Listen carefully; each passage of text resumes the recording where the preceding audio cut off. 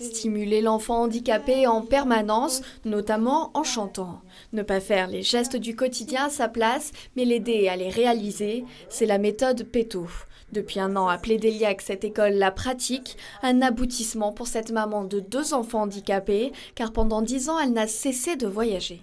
J'ai voulu chercher des solutions, je suis allée dans le monde, j'ai parcouru beaucoup de choses, j'ai fait beaucoup, et parce qu'on ne me proposait rien en France, rien de cohérent pour ma fille.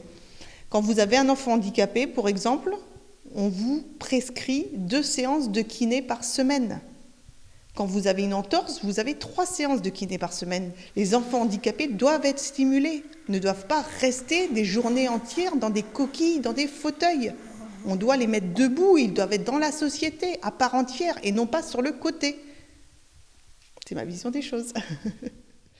Ici, ces 2 enfants sont scolarisés à l'année. Chloé suit même des cours de CE2, CM1 de l'inspection académique. Au maximum, l'école peut accueillir jusqu'à 6 élèves. Ils viennent principalement du Grand Ouest, mais certains se déplacent même depuis Bordeaux. Donc là, les familles viennent pour 1, 2, 3 semaines, voire plus. Il y a peut-être une famille qui va venir à partir de janvier à l'année, mais en déménageant, pour vous dire la qualité. Les parents cherchent la qualité pour leurs enfants et sont capables de faire ce genre de concessions. Donc ils apprendre à manger, apprendre à lire aussi, apprendre à se mettre debout, à tenir assis. Donc voilà comment ça se passe. Pour cela, la maman a embauché une salariée à plein temps, Flora. Elle a étudié pendant 4 ans la méthode en Hongrie, le pays qui l'a inventée. C'était en 1940 et depuis, seulement 6 centres ont ouvert en France.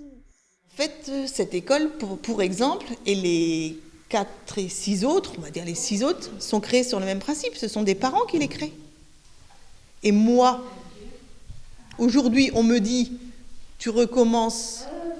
Si tu savais ce qui t'attend, tu recommences la même chose. Au niveau paperasse et ennui, je crois que je dirais non.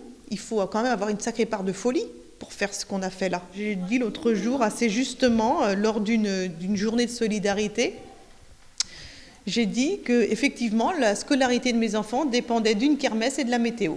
Voilà. Car cette école ne perçoit pas de fonds publics. Espérons que leur emblème leur portera chance, c'est l'escargot. Il a été choisi car il avance peut-être doucement, mais il ne s'est pas reculé.